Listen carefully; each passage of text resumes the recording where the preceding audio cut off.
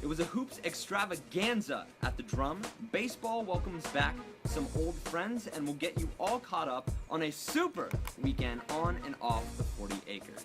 I'm Reese Davis, and you're watching College Press Box.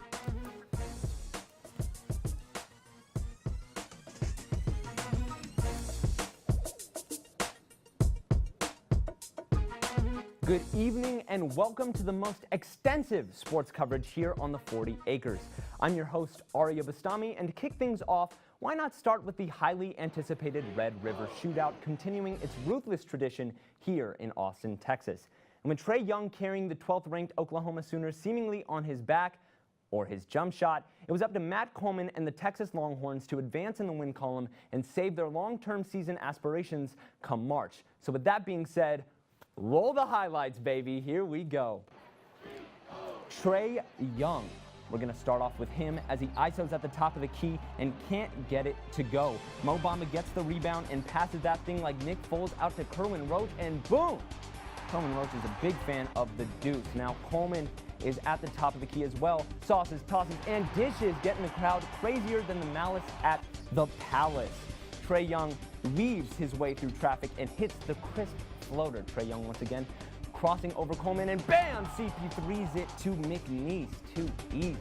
Roach taking him at the top of the key, and you'll see Roach is just a huge fan of layups, everybody. So Kerwin gets that one to go with ease. Trae Young then pulls up for the three, can't get it to go, and Roach gets the rebound, dribbling his way back to safety and dishes it all the way out to Davis, who gets the lob to Mo Bamba with that nice reverse, and that's the cap off as Texas gets the win 79-74. With more on the undeniable duel between these two, here's our very own Katarina Biancardi. In front of a sold-out crowd, the Red River rivalry did not disappoint. Coming off a heartbreaking OT loss against Tech, Texas head coach Shaka Smart says the Horns needed to do one thing. Was just finish the game, because obviously we struggled to do that on Wednesday. But the Horns were up for the challenge to take on the Sooners and the nation's leading scorer, Trae Young. I just see every game as a gift and an opportunity. And, the crowd really gave us that extra oomph. Trailing by 10 in the second half, the Horns' electric comeback in the last 5 minutes didn't just secure rivalry bragging rights, but also a program-defining moment. Coming out of the huddle, I grabbed Matt and I said, Matt, if we play with spirit, we'll win the game. And that's exactly what Coleman did. With a career high of 22 points, the freshman point guard showed he's the playmaker. And we just needed something, a stop, a block, a steal, a dunk, something to just get us over that hump. And, we found something and we just ran with it. As Texas faces the rest of Big 12 play, Coleman says the fight doesn't stop at a signature victory. And then at the end of the day, we're fighting not just, just to win, but we're still fighting for Andrew. Katarina Biancardi, TSTV Sports. Fantastic coverage there by our very own Katarina Biancardi. And with that being said, Jonathan, this has been an extremely emotional and ardent time for the Longhorn faithful, the athletes on the team, and more specifically the Jones family. So if you could tell me how this team has galvanized each other in such a heart-rending time, and how Andrew Jones is doing right now. Well, all I got to say is that we know that he's been moved to the University of Texas MD Anderson Cancer Center in Houston, Texas. Right. He's in the best hands possible for this treatment, and we have this statement from his family. We do want everyone to know that in the last 2 weeks, Andrew has made some positive strides. He's even been able to get out of bed and move around some, which is a huge difference from when he was first diagnosed in Austin. We are very appreciative of the outpouring of love and support for Andrew and our family, and we do ask that you continue to keep Andrew in your daily thoughts and prayers. We know there's a long battle ahead, but together we will win this fight. Now, the Jones family has received over $166,000 in donations towards Andrew's cause. If you can, please donate to his recovery efforts at hornraiser.utexas.edu. Well said, well said. Obviously, this was a huge victory for the Horns, though how did the guard play from Kerwin Roach and Matt Coleman affect the outcome on Saturday night? Well, I got to say that Roach and Coleman were outstanding. Absolutely. First off, we look at Kerwin Roach. Coming out of high school, he was this freak athlete. You know he was going to play defense. You know he was going to dunk all over the opposing teams. But what you didn't really know was, could he develop a reliable jump shot? We saw his defensive efforts against Trae Young, and he kept Trae Young in check for most of the night. And that really wasn't a surprise. What was a surprise was his shooting. He kept the Oklahoma defense honest. And that was huge. And that's huge for Texas in general because it allows Mo Bamba to do his thing in the paint. Now you look at Matt Coleman. He struggled against Texas Tech towards the end of that game. And so I wasn't quite sure how he would bounce back. But boy, did he come back in a huge way. 22 points, 2 assists. I mean, he looked like he was out playing Trae Young. He looked like he was the guy who should be drafted number 3 overall in the NBA. But for Coleman, it's all about confidence. When he is in attack mode, Texas goes and Texas is going to roll because he has that confidence to dish it out to Eric Davis, to Mo Bamba, to Kerwin Roach, and Texas just looks so much better on offense when everything flows through him. Right, very true, very true. To continue, what does this victory do for Texas and their season expectations? Because we know they're high. We know they're high. Well, I mean, after last year, you can only go up. Right. And so this type of win against the 12th ranked team in the country, it's a huge resume builder. You need wins against these good teams in order to get a decently high seed in the tournament, which Texas has done. TCU, Tech, Oklahoma now.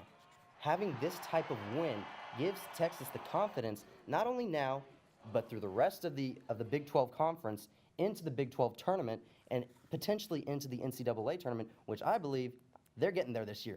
No more 11-win season There here. it is. No more there for it Shaka. is. There it is. And finally, how do they avoid a loss against K-State? Because, I mean, like you said, I mean, if they want to get to the big dance, they got to beat K-State first. You got to win the big games, and you got to avoid losing the trap games. Very and true. that's what this game against Kansas State is. And so in order to do that, Texas needs to continue to play solid defense. They've been one of the better defensive teams in the country this entire year. They need to continue that against Kansas State. Kansas State, they've shown they've been able to play with the big boys, with Kansas, Texas Tech, all of them. They continue to play lockdown defense, really won't have much of an issue. Another thing is getting rebounds and getting out in transition. That leads to easy buckets, and it allows Texas to not have to necessarily set up their half court, which hasn't really been the strength of the Texas offense this year. So defense, rebounding, and getting out in transition for those easy buckets, those are the keys to beating Kansas State. Very true. Very true. Couldn't say it better. What an analyst, everybody. What an analyst. Again, thank you so much for your time, Jonathan. And coming up, we've got women's hoops as the Lady Longhorns hosted the Horned Frogs for a good old Texas-sized whooping. Stay tuned, everyone.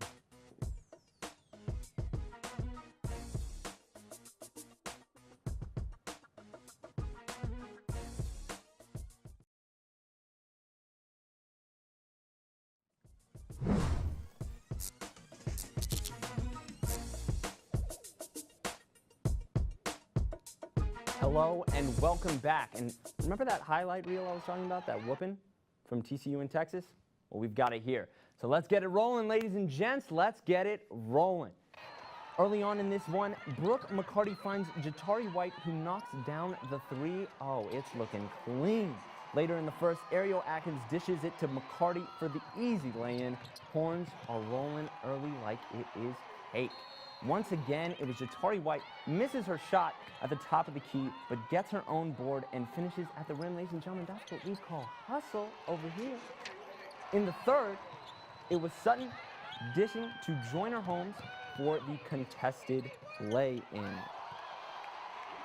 The 8th-ranked Texas Longhorns get their revenge on TCU, winning big, 92-65. Now for our in-depth coverage on the Lady Horns, we have our very own Justin Honore. The last time Texas and TCU met, TCU upset the Longhorns on their home floor. This time was quite different. The Longhorns started the game with a 27-4 lead and never looked back. Head coach Karen Aston said that the previous matchup only played a small factor in the outcome of the game. You definitely feel, I would say, a little more motivated when you're coming off of having lost to the team before, but I mean, realistically, every game is the same right now, and we need to have that kind of approach for every game. One Texas player in particular would like to carry out that same approach to finish the season. The past 3 games have been a struggle for senior guard Brooke McCarty, but she credits her success against TCU to both her teammates on the court as well as on the bench. I think I just fed off of my teammates and just kind of let everything go out the window and stop worrying about it and listen to Coach. I had a talk with Coach this week and my teammates, and it's just, I'm thinking too much, so just fed off my teammates' energy. And I mean, who could worry about what you're doing scoring-wise when you're playing with your team and having fun? It wasn't just McCarty carrying the load. It was also the play of her fellow senior guard, Ariea Atkins, that caught TCU's coach, Reagan Pleebly's attention. Ariea Atkins is a young Elena Beard. She maximizes her talent with effort, and Elena Beard's made a career out of that. Texas will need both of these seniors to continue to play well if they hope to make a run in March. Justin Honore, College Press Box. Great coverage there by our very own Justin Honore. Now, joined with me is the very, very, very suave Daniel C. Now, Daniel, what does Saturday's game mean for Texas? Well, this huge win just shows that Texas is an elite basketball team. TCU came into the drum with a 7-game winning streak, got ranked by the AP poll for the first time since 2010, and looked to sweep the regular season series against Texas. But the dream was shattered halfway through the first quarter by the Texas defense. TCU is a shooting team. They shot 58% when they met Texas the first time at Fort Worth. Last Saturday, they scored 4 points in the first quarter, shooting 1 for 15 from the field. And now we must credit Karen Aston and her defense for that. She recognized Texas' height advantage against TCU and made sure Audrey Karun-Gaudreau and Jatari White would stay in the paint, forcing TCU to shoot inefficient jump shots. In addition, Texas scored 21 points off turnovers and 11 points in fast break versus just 2 points by the Horned Frogs. However, TCU actually scored a lot in the second and third quarter. They shot 53 and 47% respectively, and Texas only outscored TCU by 7 points. So if TCU scored just a bit more in the first quarter, it will be a much more competitive game against a barely ranked team. And so Karen Aston still has some issues to figure out. That is spectacular analysis. Now, we have seen Texas lose to UConn and Baylor, though. Like you mentioned, this win last weekend wasn't perfect for Texas. So what can Texas do to exceed to that next level that you're referring to? Well, this Texas team relies heavily on the seniors. You have Brooke McCarty, Audrey Karun-Gaudreau, and Ariea Atkins scoring 726 points out of 1,814 points for the entire team. My calculator tells me that that's about 40% of all the teams scored by the Longhorns. If you add LaShawn Hicks to the mix, they account 57.4% of all the points. On defensive end, Audrey Karun-Gaudreau accounts about 1/3 of the blocks by this Texas team. If this Texas team wants to be successful, these seniors have to step up and lead the charge, just like Thomas Fitch mentioned last week. But more importantly, what Texas has to do is play more physical. You play basketball. If both of us go to Jester right now and play a game, you would dominate like butter cutting through, like knife cutting through butter right now. You would get all the rebounds, manipulate me in the paint, do whatever you want. And that's what Texas has done to TCU and all the other teams this season, except the game against Baylor. Texas averaged 44 rebounds this whole season, but they only grabbed 26 rebounds that game against Baylor. So if they're gonna meet more elite teams like Baylor or UConn in the NCAA tournament, Karen Aston has to figure out a way to face a more physical team or actually get more physical against them, or else they would struggle harder each time they advance to the next stage. I mean, he brings up a one-on-one game. He's a human calculator, ladies and gentlemen. Daniel Shee, great analysis, sir. When we come back, we take a quick dive into Texas men's swimming, so please stay tuned. While the offense wasn't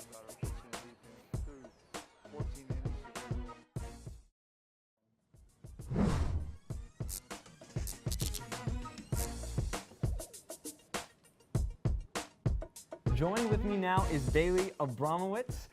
Bailey, before we get into swimming and diving, if you could, tell me your favorite Super Bowl commercial from last night. Definitely the Giants' Dirty Dancing commercial. But more importantly than that, Texas Swimming and Diving finished their regular season and celebrated their seniors on Saturday, when both the men and women defeated the TCU Horned Frogs. The men swept their 15 events and defeated the Frogs 159 to 108. The women completed their first undefeated regular season in 30 years and for the third time in program history with a 162-105 victory. The Horns will host the Big 12 Championship starting Wednesday, February 21st. College tennis's second best team in the nation proved to be too much for the Longhorns on Saturday. The men's team headed to Columbus, Ohio to take on the number 2 ranked Ohio State this weekend, and unfortunately for the Longhorns, they simply couldn't match the talent of Ohio State. After taking the doubles point, Ohio State would conquer the singles pool as well, winning 3 matches and cruising to a 4-0 victory. The Longhorns' next match will be this Friday at their newly opened Texas Tennis Center against Utah State. The women's tennis team shockingly suffered their first loss of the season on Saturday against unranked Illinois. As heavy favorites going into the match, the Longhorns couldn't secure the doubles points and proceeded to lose 3 out of 5 of the singles matches to lose as a team 4-2. Despite this loss to an unranked opponent, the Longhorns pulled themselves together and won an impressive match on Sunday against number 23 ranked Northwestern. After losing the doubles points once again, the Longhorns took control of the singles pool, winning 3 of the 4 matches to take home a victory of 4-2. The Longhorns will head to Madison, Wisconsin this weekend for the ITA National Team Indoor Championship. Texas men's golf traveled to Hawaii this weekend to compete in the Amir Ari Invitational. 7 of the top 20 programs in the nation were in the field, and the Longhorns proved they may be better than 16th in the country. Texas led the way following round 1, but finished in solo 4th with a team total of 23 under par. The number 2 ranked Oklahoma State Cowboys dominated in rounds 2 and 3 to win the Invitational by 17 strokes. Texas sophomore Spencer Sussman led the way for the Horns, finishing in tie for 6th at 10 under par. Texas will have just under a month off before heading to Cabo San Lucas in March. Texas track and field won the New Mexico Collegiate Classic this Saturday, as well as coming away with a few personal records. Sam Worley won the men's mile race at altitude in 4 minutes and 3.91 seconds, while teammate Alex Rogers took third in 4 minutes and 5.47 seconds. Charles Mills recorded a personal best to take 5th place in 4 minutes and 18.48 seconds. John Burt also logged a new personal best, finishing second in the 60-meter hurdles with a time of 7.81 seconds. For the women, Alex Cruz took 2nd place in the mile, clock 7.25 seconds. Alex took 3rd at 5 minutes, and Skylar Bollinger took 4th at 5 minutes and 2 seconds.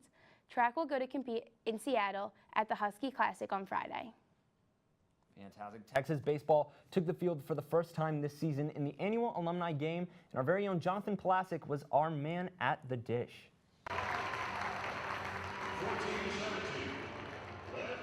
Baseball is back on the 40 acres with the alumni game. Pitting former players against the current squad, it's meant to be entertaining and fun.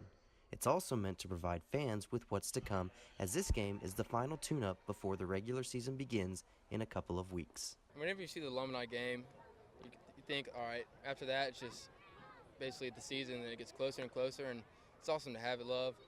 Last year, I didn't really get the whole thing of it because I never got to play with any of the guys, but coming back and seeing Gerwitz and Casey and all them, it was special. It was a fun time for us. What started out as a light and entertaining game against the alumni slowly turned into a more intense scrimmage as the Longhorns prepare for their season opener against Louisiana Lafayette. You know, pitching and defense was outstanding, and that's what we've got to live and die on. We've got to still continue to work on our offense, but really excited about our pitching and defense. We threw 14 innings today. We walked 4 guys, and a couple of mistakes, and a couple of hitters made them pay. While the offense wasn't as explosive as head coach David Pierce would have liked, 2 home runs by catcher DJ Petrinsky and infielder Ryan Reynolds showed a glimpse of what could come during the regular season. The Longhorns open the regular season against Louisiana Lafayette on February 16th as they begin their march to Omaha. For College Press Box, I'm Jonathan Pulasic. Well, we want to welcome Jonathan back. He couldn't get enough of TSTV Sports this weekend.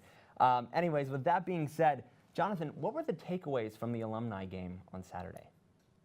Well, as has been the MO with the Longhorns for the past few years now, the Longhorns are going to have to win with pitching and defense.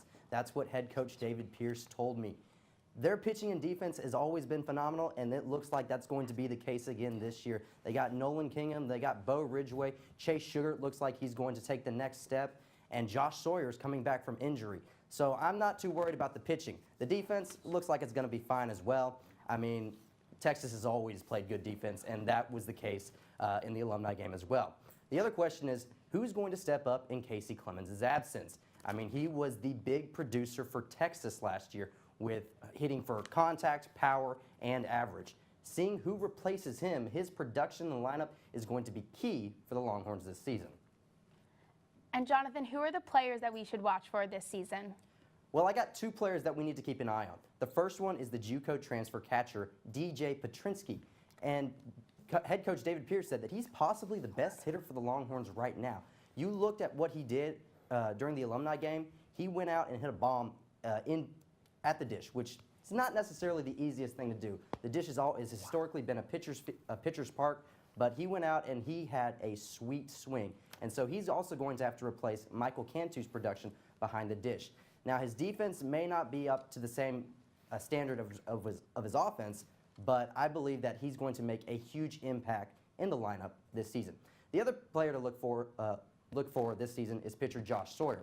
I mean, he's been banged up recently, but when he's healthy, he has great stuff. I believe that when he's healthy and he's on the mound and he's working it, he's arguably the best pitcher that the Longhorns have. But the fact remains to be seen. Can he stay healthy? Once he's healthy, it's a matter of just getting back into the groove and showing what he can do. I mean, his teammate Chase Sugar said that he is possibly the best pitcher that the Longhorns have, and when he is on, he is nearly untouchable. My goodness gracious, that man knows baseball like no other. No other. Now, once we get back, make sure to stay tuned with us as we have the week in Longhorn sports and a very special edition with College Game Day with our very own Steve Helwig. Stay tuned.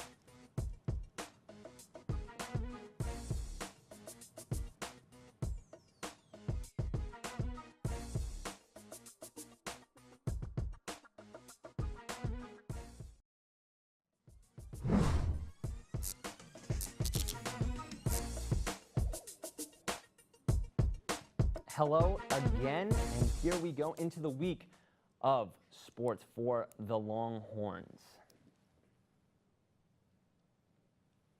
Wednesday, we have men's basketball against Kansas State. That will be at 7 p.m. on Longhorn Network. Coming up on Friday, softball hosts Texas Classic against Wisconsin, and Colorado State in Incarnate Word. Men's tennis against Utah State at 5:30 p.m. And on Saturday, men's basketball takes on TCU at 1 p.m. and you can catch that on ESPNU. Women's basketball against Kansas State, that will also be at 7 p.m. and on the Longhorn Network. And on Sunday, men's tennis will be going up against Arkansas on 1 p.m. And here we go, the moment that we have been waiting for. You saw it in the intro. Our very own Steve Helwig has got the College Game Day package. I am here at College Game Day before the Texas-Oklahoma game, and we have a lot of students here. Everyone's here excited to see Mo Bamba, Trey Young, the whole College Game Day crew, and everything this event has to offer. We do want to challenge the people to come out for the show because, you know, that has been an issue in the past.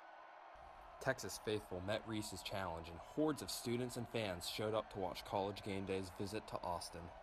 It's been since 2009 since the Game Day crew has been here. What are some fond memories of being in Austin before, whether you coached there or had Game Day there? Street tacos, I would say, is my fondest memory. Got to do some barbecue. We need some, oh, there's no doubt about it. We need some Austin barbecue. Round robin basketball tournament, one-on-one between the four of you. Oh, it's not. Rank them.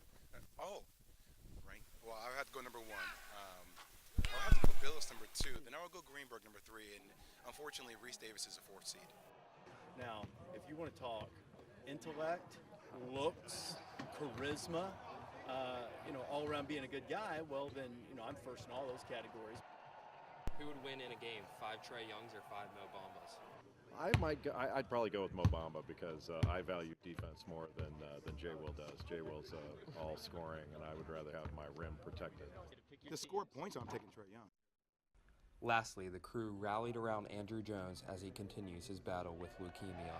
I am wearing, just so you know, tomorrow I'm wearing the burnt orange tie, and this is the closest I could come to burnt orange in honor of Andrew Jones. And, you know, my thoughts and prayers out to him and his family, and it's just amazing how this team has been able to stay together with, you know, one of the...